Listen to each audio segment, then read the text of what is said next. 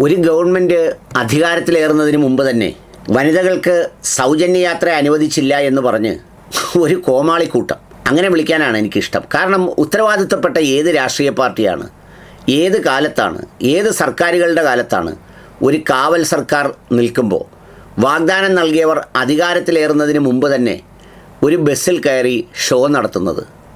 സത്യത്തിൽ ഇങ്ങനെ ഉള്ളവരെ നോക്കിയാണോ ഈ BJP എടുക്കുന്നത്? അതല്ലെങ്കിൽ ഇതിൽ വന്നതിന് ശേഷം ഇങ്ങനെ ആകുന്നതാണോ എന്നെനിക്കറിയില്ല.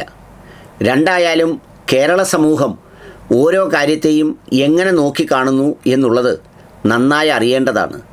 ഇത്തരം നോക്കിക്കാണലുകളുടെ ആകെ ഒരു പ്രസിപ്പിറ്റേഷനാണ് ഈ വോട്ടിംഗ് സമയത്ത് വോട്ടായി ജനങ്ങൾ ചെയ്യുന്നത്.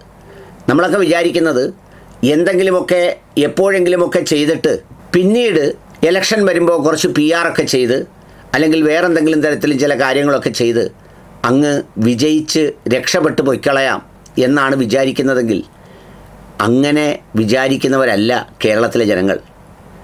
ഓരോ കാര്യങ്ങളെ സംബന്ധിച്ചും അവർക്ക് വളരെ മുൻധാരണകളുണ്ട്. ഇത് ഞാൻ പറയാൻ കാരണം എന്താണെന്ന് ചോദിച്ചാൽ, അവിചാരിതമായാണെങ്കിലും സാമൂഹ്യ മാധ്യമത്തിൽ പണ്ട് ഒരുപാട് ചിരിപ്പിക്കുകയും ചിന്തിപ്പിക്കുകയും ചെയ്ത ഒരു വീഡിയോ ക്ലിപ്പ് കാണാനിടയായി. ദേ ഇതാണ് ആ ക്ലിപ്പ്.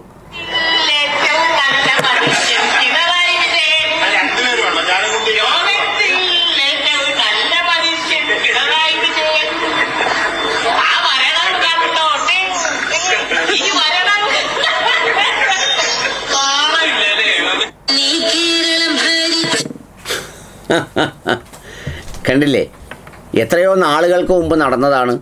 അവിചാരിതമായി ഈ എറണാകുളത്ത് നടക്കാനിറങ്ങിയ, മോർണിംഗ് വാക്കിനിറങ്ങിയ കലാഭവൻ അൻസാർ എന്നോ മറ്റോ പറയുന്ന ഒരു കലാകാരനും അദ്ദേഹത്തിൻ്റെ സുഹൃത്തുക്കളും ഒക്കെ ചേർന്ന് നടത്തിയ ഈ ഒരു ചെറിയ ക്ലിപ്പാണ് കേരളം മുഴുവൻ അന്ന് വൈറലായിരുന്നു.